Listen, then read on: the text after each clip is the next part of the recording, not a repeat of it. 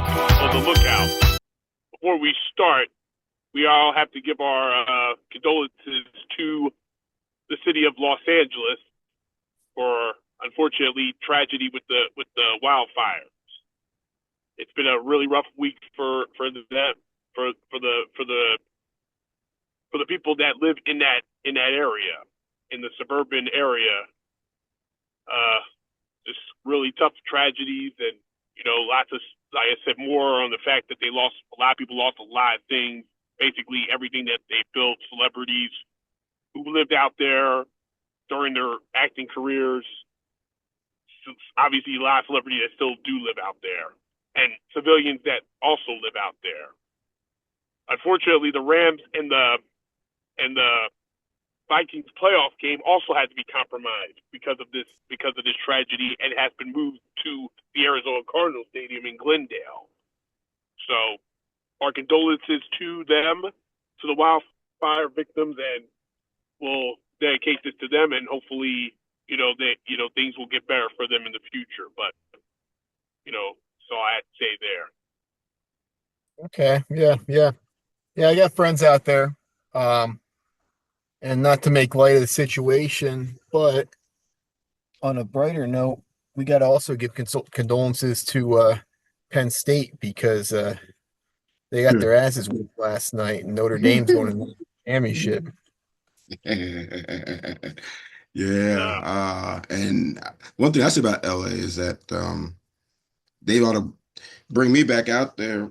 I was out there last year around this time, Super Bowl week, actually. And it was the heaviest rain they ever had.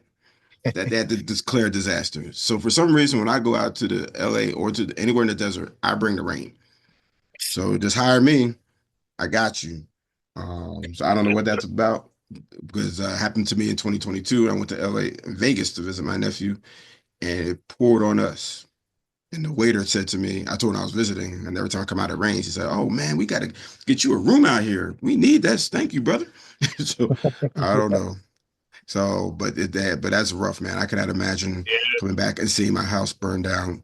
So many times I pull up to an apartment complex and I'll see a fire truck and my heart drops before I realize it's not my apartment, and it's just so I cannot imagine. Yeah, that's a rough deal. That's rough. Yeah. yeah. Well, it's But tough too because coming from Florida, you at least you get a couple days notice with the hurricanes. You could skip town, but Yep. when that wildfire starts up, you know, sometimes there's no notice. It's like you have like 10 minutes to get the fuck out. So, Yeah. Nuts. Nuts. yeah, So all right. So but what's first? obviously, like, we're going to talk about the playoffs. It's Super Wildcard Weekend. I don't know if they still call it that, but it is Nope. That's Wildcard that's Weekend. And going. obviously, game's still a big weekend. 3 days, 6 games. Four will move on to the divisional round. Eagles are a part of this, so we know the drill with them. So the first matchup, it's a tradition, no other. Houston Texans open the playoffs. Big surprise. They do it again, but obviously the opponent's different. So this year it's Jim Harbaugh. It's great job this year with the Chargers. He's done an exceptional job. Obviously, the goal is to hopefully get a victory.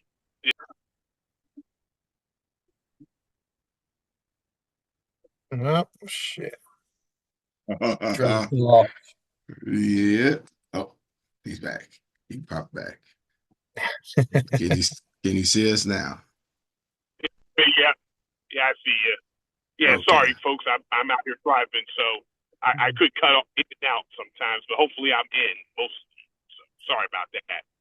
But like I said, as I was saying, Shaft, lower your expectations. A lot of Charger fans, or how many of them did have many expectations on them this year because of the roster and the guy they had to let go. But give it to Jim. He knows what he's doing, and he's got them going. Got Justin Herbert, who's had a phenomenal year.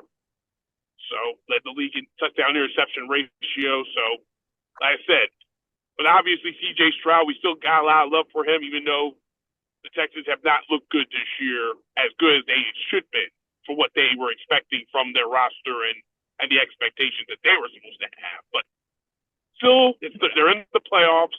They won the division. We'll see if they do anything. So go to this first matchup. Okay, okay. Yeah, I mean, um, I wasn't really, I wasn't really, I'm not really prepared yet for this. Usually we do this on Saturdays, and maybe Friday evening or Saturday morning, I get my everything together. But for this game, yeah, I mean, like you said, the Chargers, Harbaugh has done a good job with this team, better than I was expecting. Justin Herbert, they got they don't have him playing like not like the cornerstone of the offense. They're running the ball. They're asking him to be efficient and just do his thing, and he's been really good. Lad McConkey, the guy I was talking up before the draft, which not a big deal, early second round pick. A lot of people are talking him up. He's been really good. He's been good. That defense, though, that defense has been good. Overall, the Chargers are good. I just going up against Houston. I mean, let's be honest. Houston's kind of in a free fall. They just keep getting injuries at receiver. The offensive line, it hasn't been good. C.J. Stroud, we came in the year expecting him to be the man, take the leap in the elite category territory. But between everything that's happened, he hasn't made that leap. He's a good player. He's got a bright future. I always liked him. I liked him coming out last year. I told you he was my number one quarterback. Or yeah, well, now 2 years ago because it was 2023. But either way, he was. I said he was better than Bryce Young. I still believe that. I believe he's the best quarterback in that draft. But this just isn't their year, man. This just isn't their year, and I think the Chargers are going to get the victory here. Um, they're giving up 3, just as a side note. And the Chargers have been really good against the spread all year. So I think they win the game and I think they cover.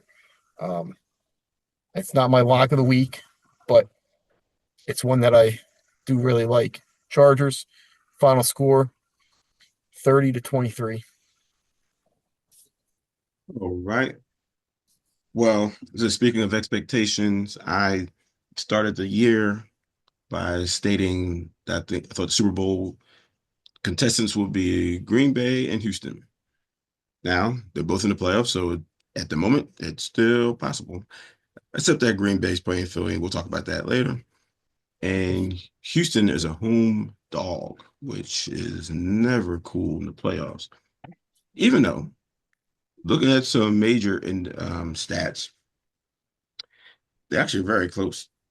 The Chargers are ranked 20th in offense, only 20th. Houston's 22nd.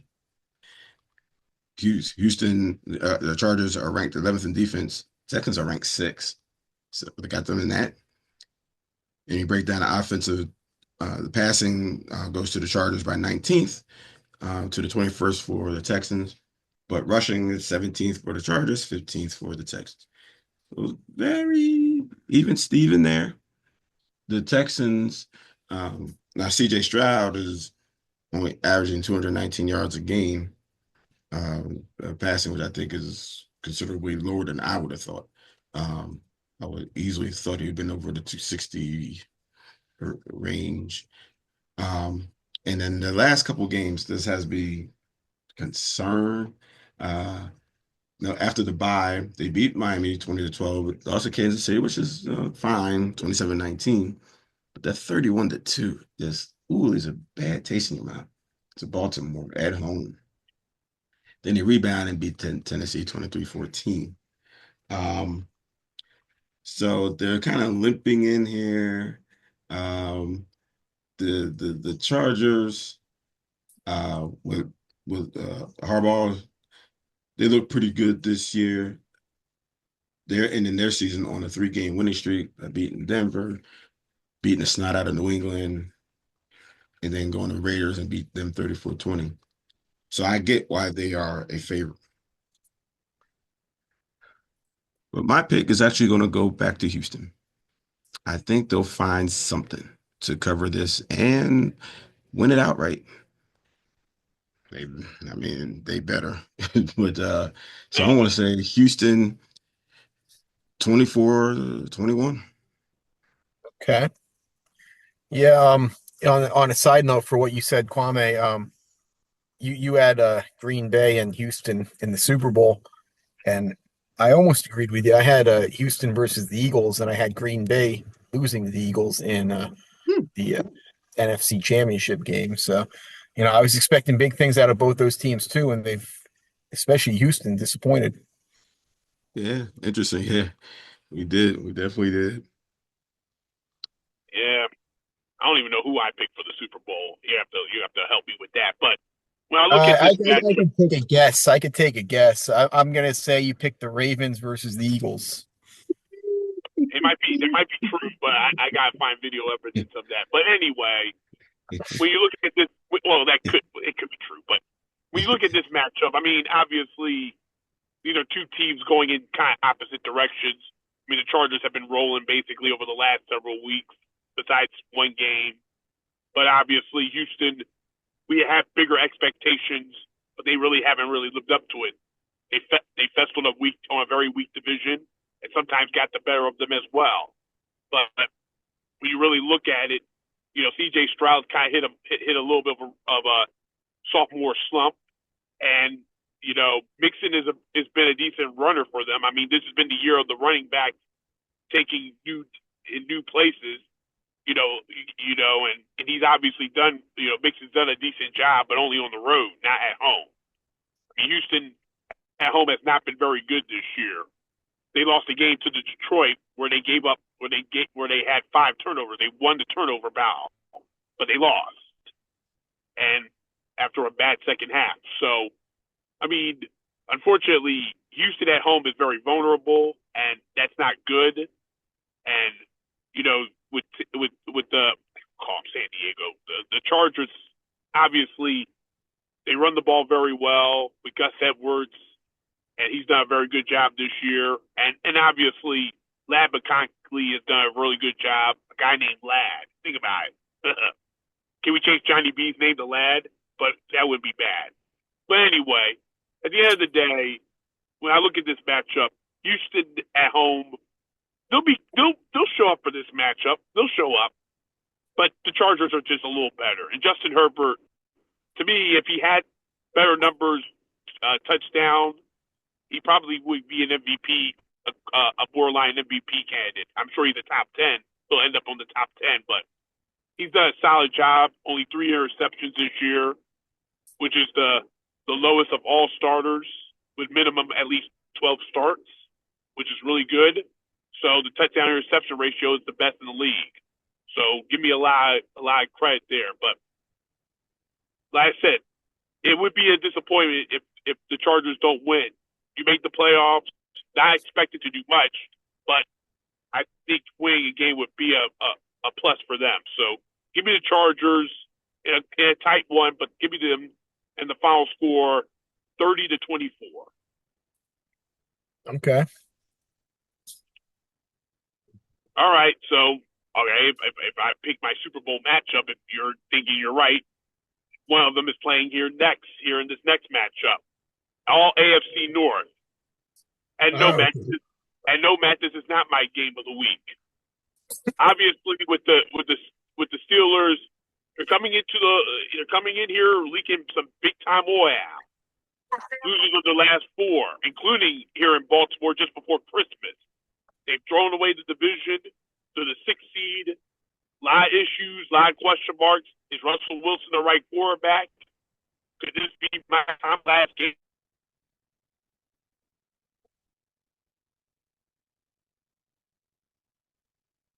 He cut out again. Can you hear me? Now we do. He All right. disappeared. Sorry about that. Still driving. Going to be in and out. So I park. Is Lamar going to be the MVP for a third time, second straight year? He led the league in touchdown passes. He's the first. They're the first. They're the first team in NFL history to have 4,000 passing yards and 3,000 rushing yards this season. And he obviously has done an exceptional job. But obviously, the question is, can they make a big deal in this postseason? Lamar only has one postseason win at home. And obviously a lot of issues, a lot of things they have to clean up. But like the Eagles is a pressure cooker game. This is a very big pressure cooker game for the Ravens to beat the Steelers a second time in the last couple of weeks. But can they do it? Are we heading, or could we be heading for disappointment? Somebody's going to be disappointed because somebody's going to lose. But AFC North rubber match between these two lovely guys of rivals. Go to it. All right, all right. Well, so this one, we talked on Wednesday. We had the guest. I forget his name. Make the picks. It was Justin. Yeah. He picked the Steelers -9 or +9.5. And your boy there, Johnny B, he was on there. Oh, that's a bad pick. It's a bad pick. So yeah, okay, dude. It's actually a really good pick. I mean, first of all, 9.5 in a playoff game with It's asking too much. It's asking too much. It's way too much. And the Steelers have a good defense. They're going to keep it close. And this is a major rivalry game, so it's probably going to be close. Beyond that, the Steelers, like I mentioned on the other day, they've won 8 of the last 10 games against Baltimore. Now they lost the last one pretty bad, but George Pickens should be back this week. That's going to help that offense because beyond him, they got nothing at receiver. But when he's in there, that offense is actually pretty good. Yeah, I mean, I'll say this about Johnny B. The guests got off to a great start this year, but I haven't been. I haven't been here the last month, but I came back and all of a sudden I think I'm 3 games behind the guests, and I could barely break 500 all year. All of a sudden I'm 3 games behind the guest. Kwame's 1 game behind the guest. Tells me that Johnny B, the beginner's luck is falling off, and his claim that this was a bad pick. I'm going against Johnny B here, man. I think the Steelers. What else is new? Hey, I think the Steelers cover, but you know what? Lamar Jackson, he's a little bit iffy in the playoffs. Going up against that defense, I'm going with the Steelers to continue that not streak, but winning 80% of the last 10 games. I'm going with the Steelers to not just cover, but win this one outright. I think the Steelers pull it off, and there's going to be a lot of criticism on Lamar after this week. So, final score 26-23 Steelers. Ooh. Okie dokie. I would say this matchup, not just this matchup, but the Steelers are doing something almost, well, it's not unprecedented, but I think I saw 2 other teams, a 99 Jets, 99 Lions, and 80-something Jets have slid into the playoffs on a 4-game skid. And obviously neither one won the Super Bowl. Because they're the Lions and they're the Jets. So this is the worst way of any team coming in. No one's coming in on a 4-game skid. Now, I will say this. I said this before, that probably no one had to go through this gauntlet of teams to end their season coming to Philly, the best team in the NFC at that time. And I may still say they're the best. Then he went to Baltimore. Then he stayed home with the Chiefs. Then he stayed home with the Cincinnati Bengals, who are fighting hard to get into playoffs. but they're still beneath you. But at least we understood their motivation. But you lost by 14 to the Eagles. Then you lost by 17 to the Ravens. Then you lost by 19 to the Chiefs. And then you had to do a backdoor cover with the Cincinnati Bengals. You were down by 12 at one point. Steelers are down by 12. So they're not looking any better. And I will say those are the toughest teams to play. But if you're going to be in the playoffs, you got to beat one of them. Something. Um, and Russell Wilson looks like the old Russell Wilson again to me. And the saddest thing I heard, and I'm trying to look it up to verify it, but I heard this on Good Morning Football that TJ Watt in the last game had no stats out of tackle. And I said, if he's not playing well, it's a wrap. Because that's all I was leaning on with Pittsburgh. And I'm thinking he might have just reached he might be worn out. He's been playing so hard all the season. And they've been leaning on him so heavily. Maybe he's finally worn himself out. So I am sticking with Baltimore. And of course, Baltimore is number one in offense versus the 23rd ranked offense of the Steelers. So, but we already knew that they're no joke. And so I'm going with the Ravens. I'm going to keep it at 24-17 just because I say Steelers will cover. That's why I won't touch it. And betting wise, I think the Steelers will cover. But if they don't cover, I wouldn't be shocked either because they lost by 17 to them a couple weeks ago, and I didn't think that was going to happen. Yeah. Obviously, these are, you both have differing opinions of this matchup, and you obviously, because of the differing opinions, y'all split y'all thoughts. But y'all really do have differing opinions. I mean, obviously, Pittsburgh's been really good all year, but watching, listening to ESPN talk about Justin Fields, who started this season because Russell was injured, you can tell that. I mean, you can say, like I said, Matt, you've never been a big fan of Justin Fields, but with Justin Fields out there, the offense was kind of unique and interesting, and they were making plays. With Russell Wilson, I mean, he's a veteran, borderline can't guy, but at the end of the day, it's like, all right, make us do something that impressive, win something, do something. But so far, it doesn't seem like he's getting it. It's almost like the Denver Russell is starting to show up again. And if that's the case, that's not a good look for the Steelers.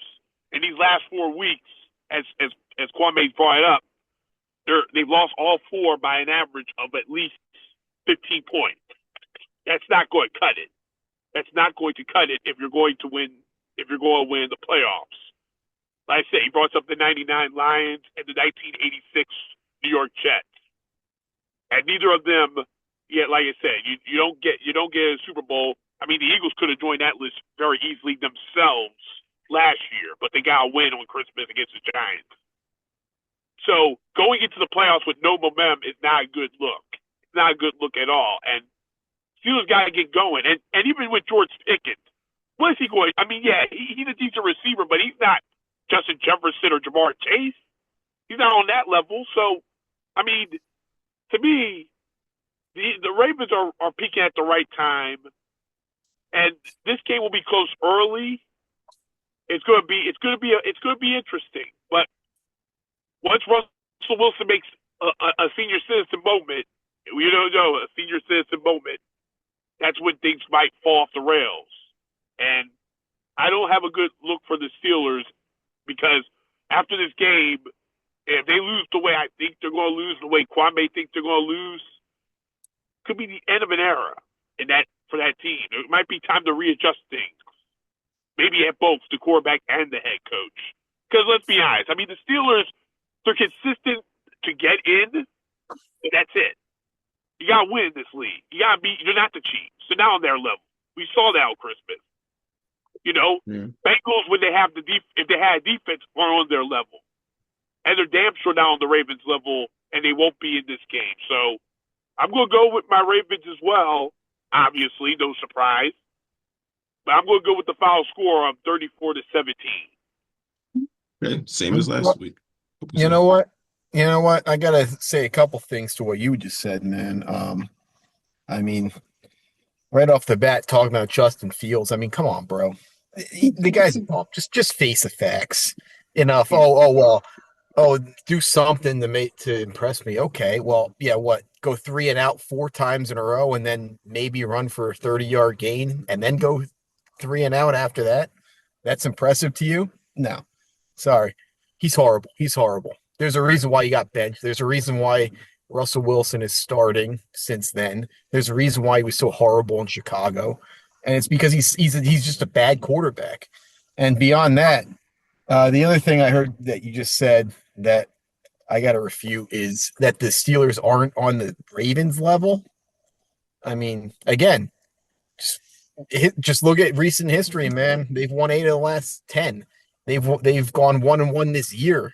You know, they're clearly on the same level. It could go either way, but to say that they're not on that level, I mean, sorry, the Ravens aren't on the Chiefs level. Well, the Ravens aren't on the Chiefs, Bills, Eagles, Lions level. They're a notch below. We saw it. Yeah.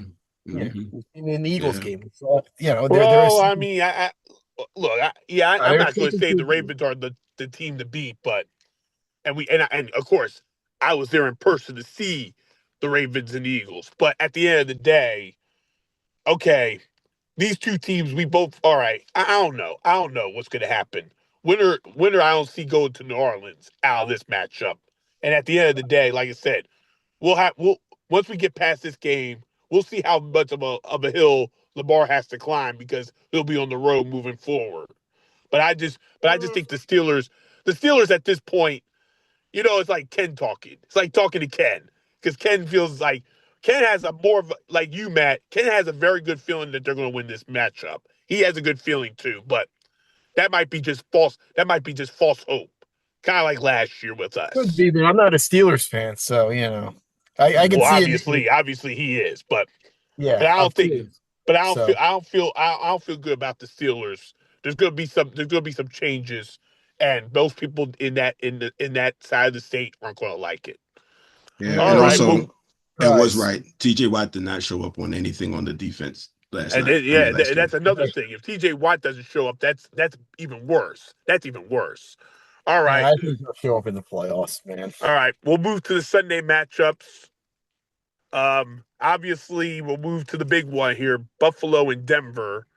And we haven't talked much about this matchup. I brought it up a little bit on the look back on Wednesday, but it's a very critical matchup for Josh Allen. There's hope to be MVP between him and Lamar.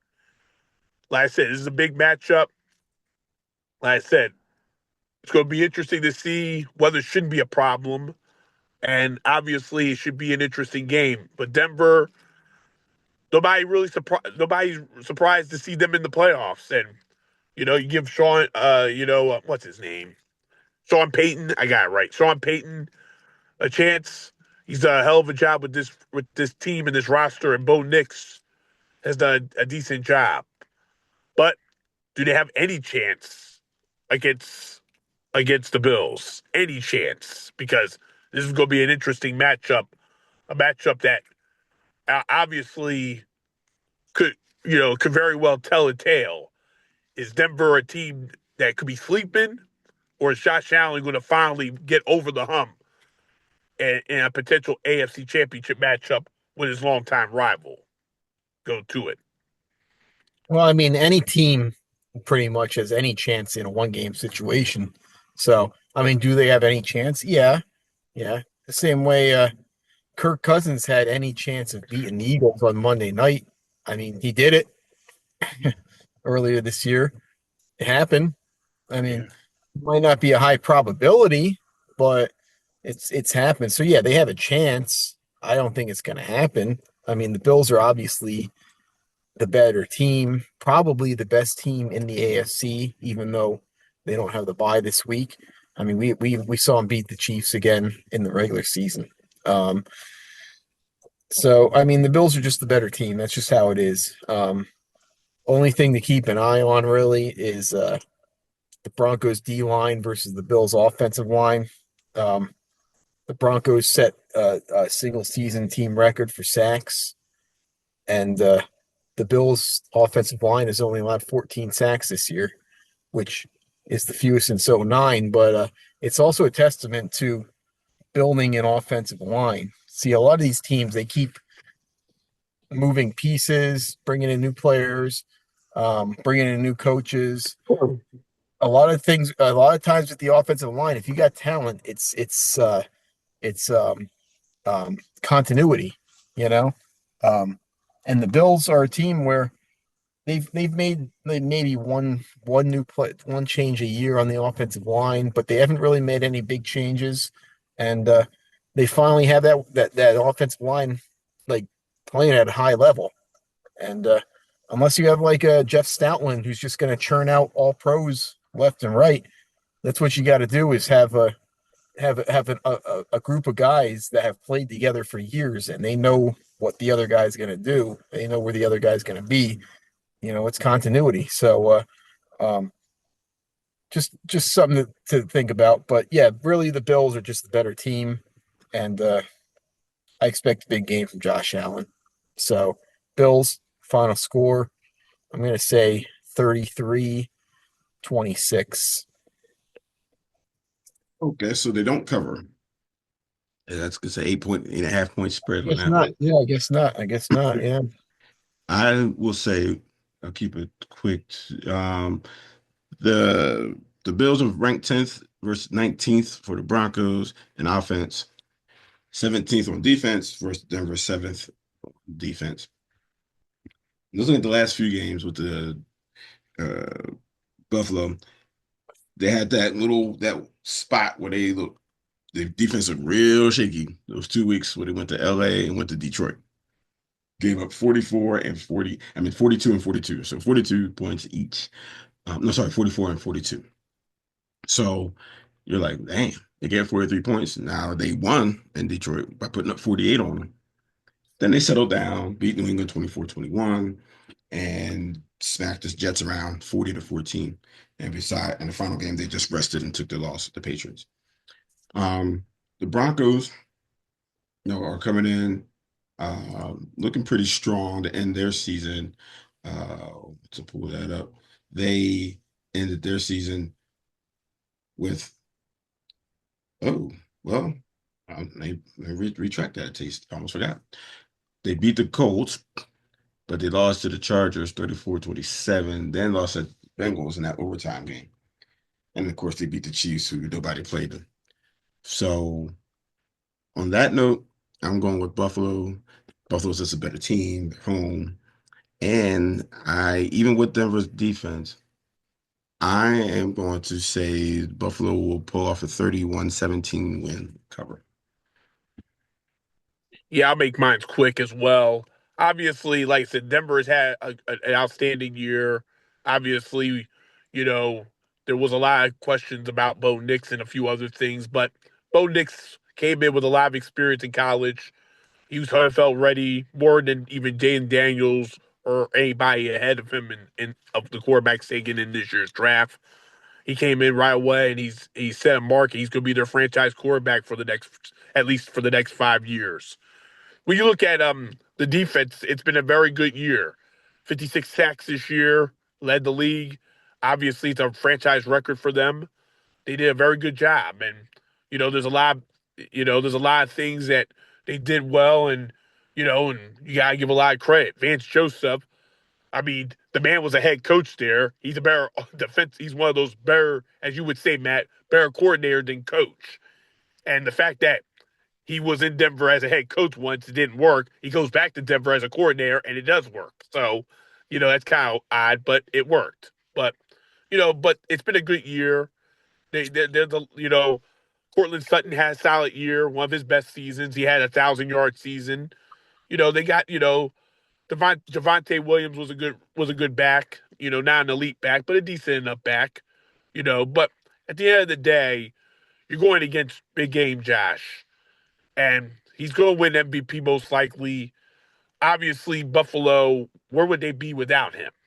because I've always said, yeah, you want to be in the playoffs, all that stuff, but without Josh, this team is nowhere near a contender, and we'll see what happens when Buffalo moves on if they can get to Kansas City. But obviously, that's another discussion for another time. Obviously, for this matchup, I'm going to go with Buffalo, and they'll win pretty comfortably too. So, give me Buffalo. Final score 38-20. Okay.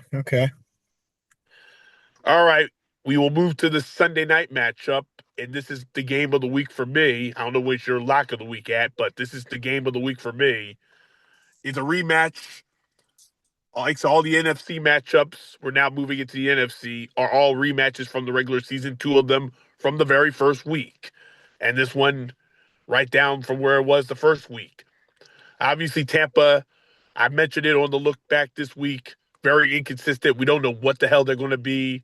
A lot of talent, a lot of expectations, but what are they? What are they? And like I said, Baker Mayfield's an elite quarterback, or at least his numbers say he might be elite with the touchdown passes. He led the league in touchdown passes. You would never think in a million years we would say Baker Mayfield led something in a category, but that is the case this year. Obviously, Mike Evans, a future Hall of Famer, another 1,000-yard season. Joined Jerry Rice, 11 consecutive seasons to start with 1,000 yards. Obviously, they run the ball. They have a running back, a rookie running back that's done well, a defense that's pretty decent at times, not always, but we'll see. Obviously, Jalen Daniels will be the rookie of the year. That team turned it around this year, and voila, they're in the playoffs. 12 wins, the most in 33 years for Washington. And, you know, but do they have enough to make a run? Ironically, they haven't won a playoff game in nearly 2 decades. It was down here in Tampa the last time they won a playoff game. So lots of memories, good and bad. We'll see what happens. But my game of the week here, can Washington pull it off with Jaden, or does Tampa Bay actually turn on the whippersnapper and be that Jekyll team that can kick ass? We'll see. Go ahead. All right. Well, this is your game of the week. This is my lock of the week. Tampa is giving up 3 to Washington on the spread. Okay. Um, I just talked to my one of my boys down there in Florida in Tampa. He says it's been cold, dropping in the 30s even. I mean, there's no this isn't like what I talk about in September, the Florida advantage where it's 500 degrees out there. Tampa doesn't have like that much of a home field advantage other than, you know, it's at their home stadium, There's no but snow. There's no snow though. yeah, well, there's that. Looks like the forecast for Sunday in Tampa is a high of 65, low of 50, so it's warming up a little bit, but that's not much, man. That's not going to affect the game. Um, but when you look at these two teams, though, you know, this could be a shootout. These two teams, you Uh oh. Matt froze. Hey, uh-oh, Tam- Matt. There he is. There he comes back a little bit. A little bit. Hey, yeah, you froze out. Uh-oh. Why we skip the Eagles? We're saving that for last, I guess. Yep. Like and we that always Eagles, do. yeah, We can you hear us? yeah, yeah. You froze a little bit. You froze. Yeah, Uh, repeat. Yeah, whatever you were saying right after the temperature. Temperature. Okay, so these teams are both coming in here hot.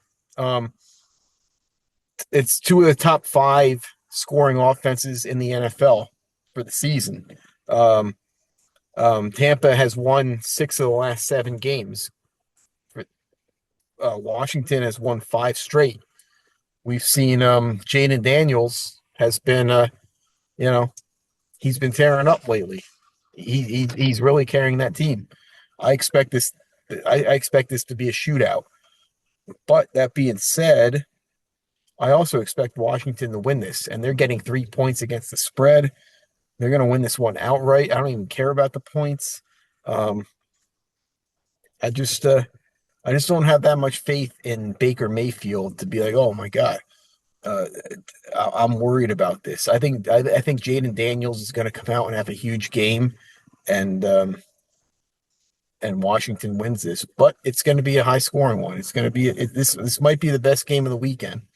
Either way, it's going to be close. So, if you're talking about 3 points for Washington, I'm taking them. So, Washington final score 38-35. It's a high scoring affair. Um, and right now, looking at Buccaneers are ranked third in offense. Commanders seventh. So we got two top 10 offenses here. Buccaneers defense is only 18. Commanders 13. Now the win probability based on the Caesar Sportsbook, Tampa Bay 61% chance of winning this affair. I will say, um, they said earlier this year they met and Tampa beat them 30. Hmm? I'm good. Oh, Sorry. oh. And Tampa beat the Commanders 37-20 earlier in this season, just like Tampa got us also down there. And like I said, the Commanders looking good, 5 straight wins, one of them against the Eagles. Crazy fourth quarter they got away with after we got 5 turnovers from them. Tampa been kind of shaky. They go out to LA and get and smash them silly. Then they lose a stinking Dallas. So I was rooting for Atlanta to win the division. I got tired of Tampa and they thought losing me money. Uh, However, I think I'm gonna slide and stay with Tampa on this one just for experience sake. I'll probably root for Washington because I want Washington to win just so that we can hopefully meet them and smack them ourselves. But I'm going to stay with Tampa with a score a little lower than his, but 28-24. Well, I'll make mine's quick. Y'all didn't bring this up. This is the fourth consecutive year Tampa Bay has won the division. It's the fourth consecutive year they're playing an NFC East opponent at home to start the playoffs.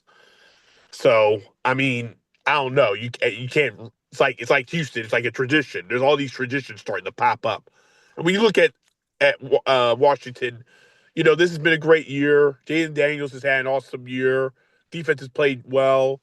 Like I said, everything looks like it's set in stone for the next couple of years. They just have to get better in the secondary, another wide receiver, maybe a running back to compensate Brian Robinson. And this is a team that could very well contend in the NFC for the next couple of years. But obviously, they don't have those things, so they're going to come up a little short, even if they win this matchup. But when you look at, I mean, this is going to be a battle for the next. This is going to be a hell of a battle. Like Matt said, this is going to be a back and forth because you really don't know what you don't know, and Tampa is such a weird team. You don't know what to expect with them. So I can really see this being a shootout game that goes into overtime. And who would love to see another overtime game? But I agree with Matt. I'm going to go with Washington because obviously with Tampa, I mean, let's be honest. If Tampa played the Eagles, it might be a different deal. But when they did play Dallas, they did trash. Dallas did trash them in that matchup, and that ended Tom Brady's career. So they're not playing the Eagles. So that means they're not going to win this game. So give me Washington. Washington in overtime, 41-38. Okay, okay. That means nobody covers. It's a you know. Yeah, All right. we'll see. As I We'll meant see. That's my pick from Wednesday too. Was Washington. So as I mentioned at the opening, we have some tragic wildfires in suburban LA. And unfortunately, even though they're not in the crosshairs in Inglewood, because of the environment, the smoke, the air quality and all that, they had to move the game to another area. So for the Rams, they're playing and Glendale at the Cardinal Stadium. I don't know how much that will affect them. That's a question mark. I don't know if this is the first time in postseason history if this has ever happened where a team plays in another stadium as a designated home team. It's going to be kind of weird, but we'll see how that goes. Minnesota obviously makes history as well. They're a 14-win team going to the playing on the road. Their road to get to the Super Bowl, they got to go through a hornet's nest. This is one of their teams that they lost to this year. So, I mean, it's going to be interesting to see what happens here. But this is kind of a bizarre game. This closes wild card weekend. This is the Monday night matchup. A lot of question marks here. I mean, does this game kind of affect the Rams? I'm sure it does because it's not in their building. And does the Vikings, who already have an advantage in theory, they have an even bigger advantage since this is really a road game that's not really a road game. It's a neutral site game, like college. Questionable marks about this matchup. We'll see what happens. And does Sam Darnold, in his very first postseason start, actually shines or becomes Sam Darnold? Go ahead. There's a lot of weird stuff with this game. This is just a weird game, man. I mean, like you said, right off the bat, Sam Darnold is starting quarterback for a 14-win team. I mean, that's weird enough. But I mean, it's a lot, The Rams were expecting to have a home game. Now you got wildfires. Now it's not even a home game. It's in Arizona, which that will affect things because, this isn't like Philly where the fans are just going to travel to Arizona. This is LA. They don't care. So it's not even a home game anymore.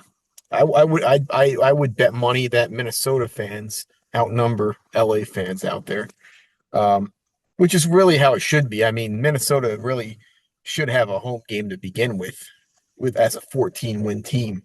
But it's just the way the rules are. But there's other weird stuff with this game. Um, the Rams, this is a team that we look at Sean McVay. You think there's some great offense, but um, they're the lowest scoring team in the league this year to make the playoffs with 21 points per game, 21.6 points per game. And their defense gave them more yards than any other playoff team, 353 yards per game. So they got the worst offense and the worst defense of any playoff team. Yet here they are, division winners. And at the same time, they've won 9 of the last 11 games. So um, I don't know. I don't even know how to interpret those numbers. They're winning games despite being a bad team. Now, the one thing you can say earlier in the year, these two teams did meet, and the Rams beat them 30-20.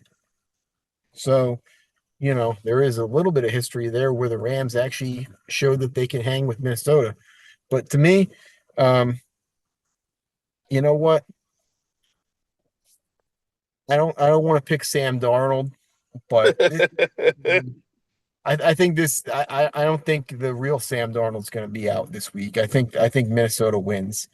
We're going to see it next week when he comes to Philly and he has to play against the Eagles defense. You're going to see the real Sam Darnold. But this week against the Rams, yeah, Minnesota wins. Final score, I'm going to say, you know what? The reverse of the first time they played, 30-20, Minnesota.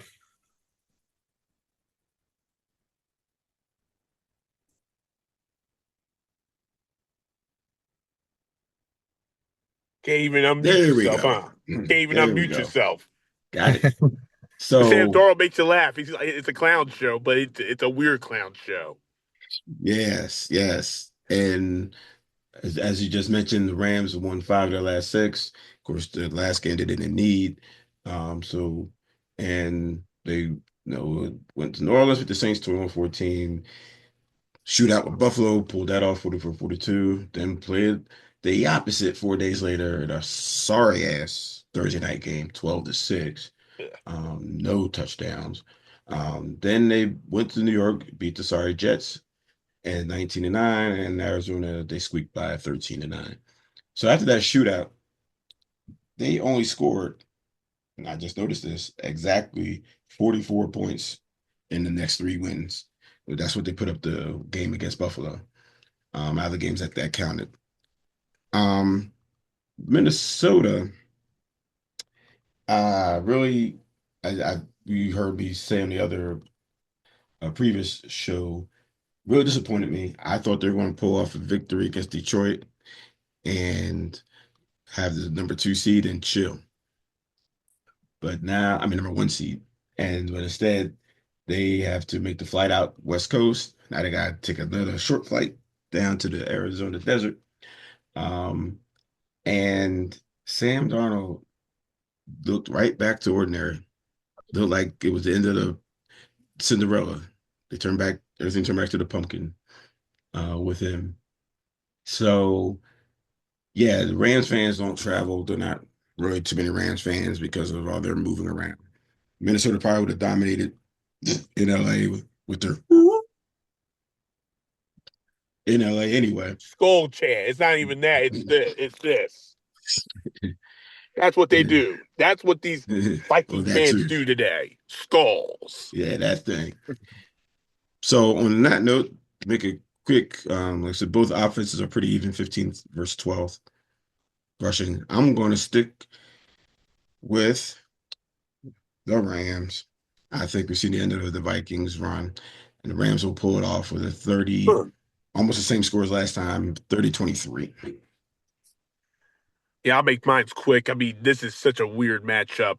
I mean, it's weird enough that it's Sam Darnold, a guy who's been left for cold, like Geno Smith and a few other quarterbacks. Had to get the hell out of the Jets to actually make a career. But even when he left the Jets, he had to search. He had to search for a couple of years. He went to Carolina. He was terrible.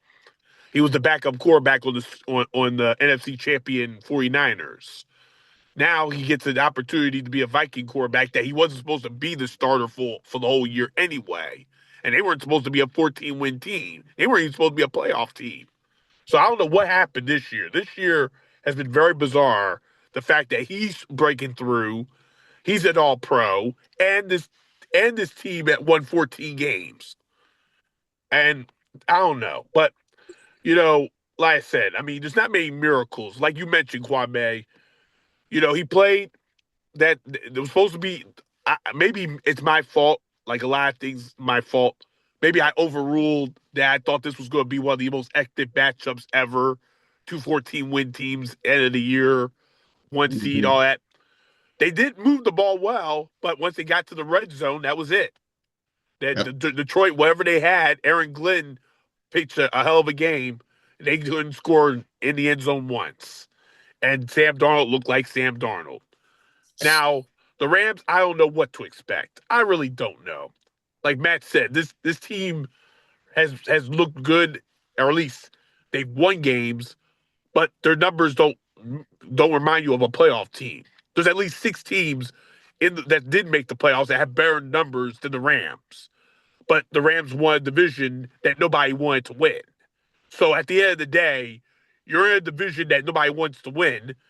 You're going against a team you did beat in the regular season. You also beat the Buffalo Bills. So they got quality wins. It's not like they beat some cupcake teams, as I mentioned. They know how to win. They know how to beat good teams.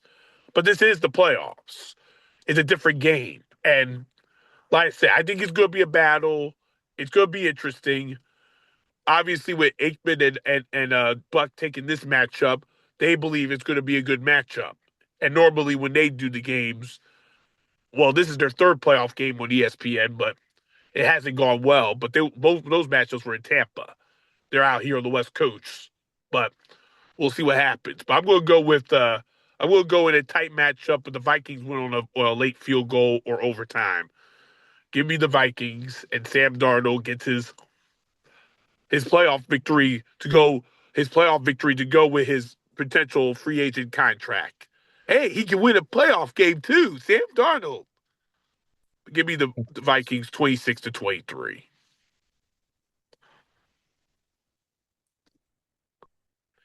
All right. Last game. Everybody knows what the last game is. Packers Eagles rematch from opening Friday night in a Brazil. Weird. But obviously this is an interesting matchup. Packers are limping into the playoffs. They're a team that has struggled the last couple of weeks. They don't have Christian Watson, and their quarterback Jordan Love is not 100%. Pretty much all year he has been 100%.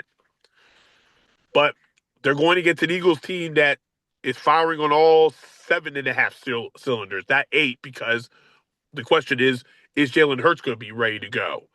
Coming off of the concussion, a lot of question marks about his health, but it seems like he's ready to go. He had a decent practice this week. He has been cleared as of today.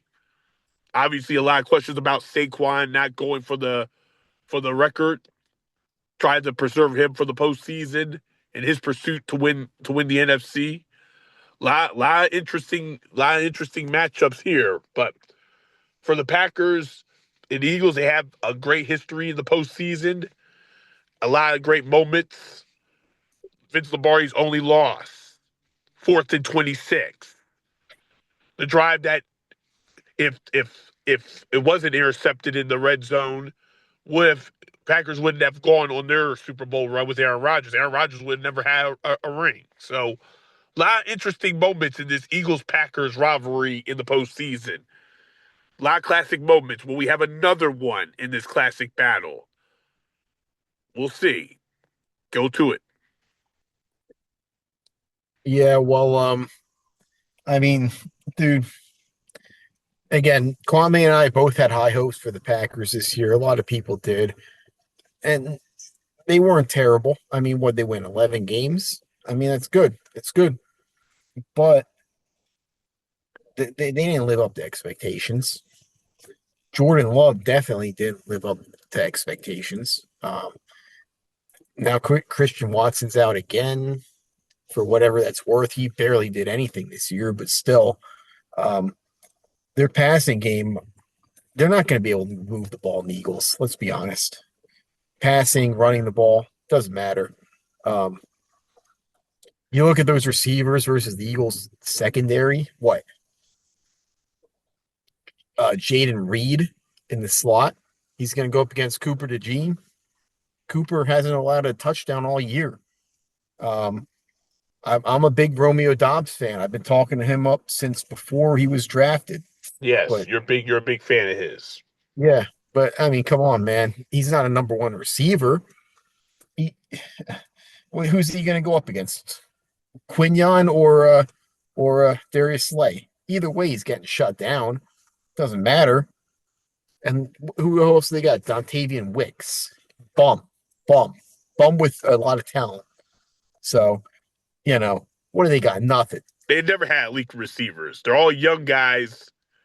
Maybe Dobbs, but really, who knows? Who really knows? I mean, it was almost like they put all their eggs in the Christian Watson basket, and And he's a bum anyway for his size and his potential. He's a bum anyway. Look at his yeah, numbers. His numbers are terrible yeah, I for know. what he should have. What he should have. Exactly. He was the high upside guy. The other guys are good. Jaden Reed's a nice player. Don't get me wrong, He but did play well against the Eagles in their first matchup. He did of play course, well. yeah. I mean, Cooper DeJean wasn't there though. With Cooper out there, you're talking about probably the number one slot cornerback in the NFL. He's going to get shut down. Um, who else they got? Tucker Kraft at tight end.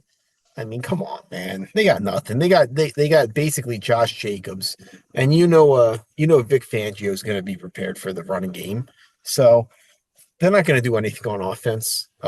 Defensively, that defense isn't anything special. I expect Saquon to run all over him. I expect, you know what?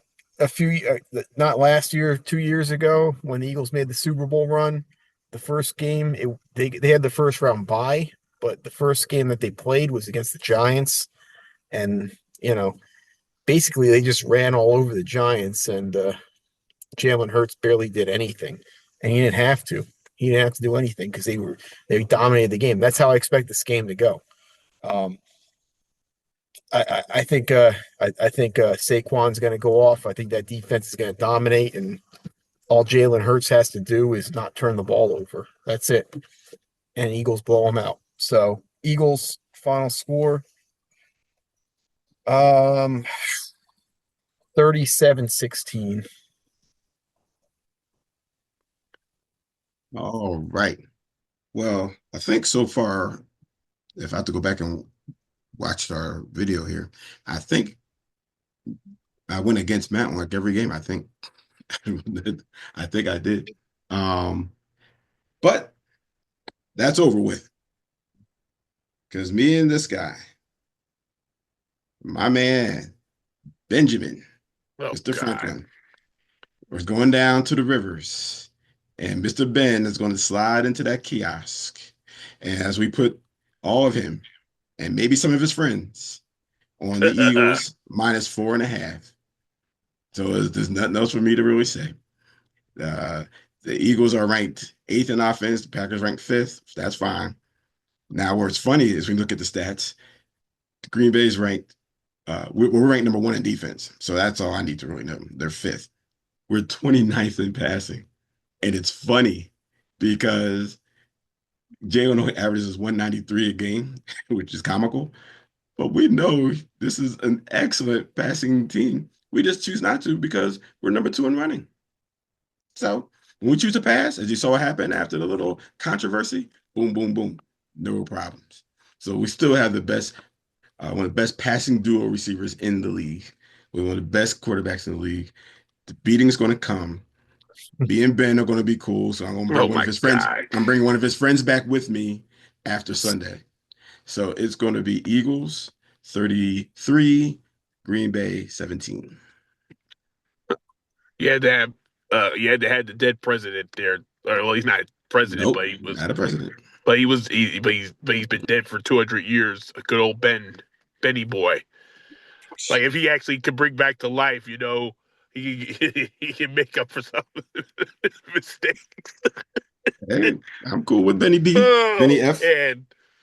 Yeah, he did. I see him and George Washington playing chess somewhere in Valley Forge. But anyway, off topic. Let me stop the comic. I'll make this real quick. I mean, I like I said, Matt brought up how much the Packers are just not on the same level, and you can really say they're not on the same level. I mean, these two teams did meet in Brazil opening week, and it was a battle. It was a battle all game, but you don't expect it to be anywhere close to that matchup. And I think it's probably going to be similar, but like I said, defense can't take Jordan Love. They can't take him less serious than they think they need to because, like I said, Green Bay they're not expected to win this game, but I don't know if it's a blowout or not.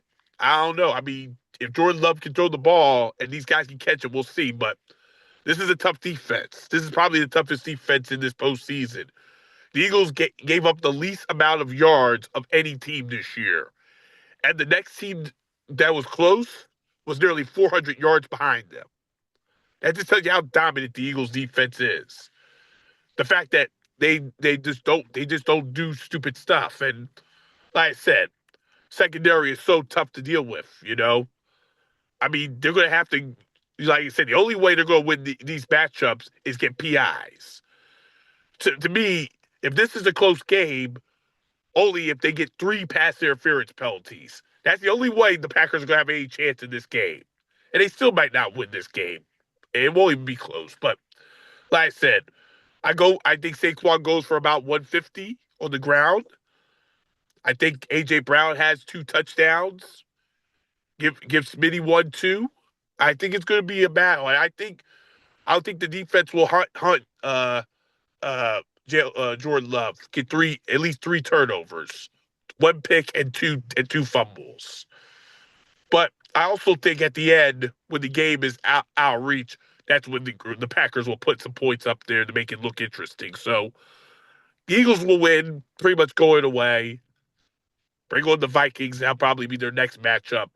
And the final score 36-20. All right. All right.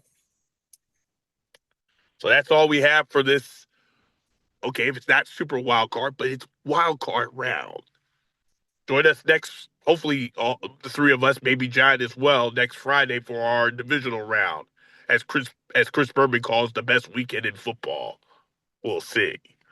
But hopefully your team does well, and hopefully our predictions are right, and we will talk on Wednesday.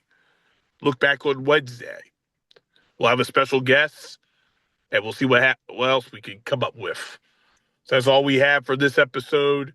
Enjoy the football. I'm going to get some snacks because I'm a little hungry. Good night.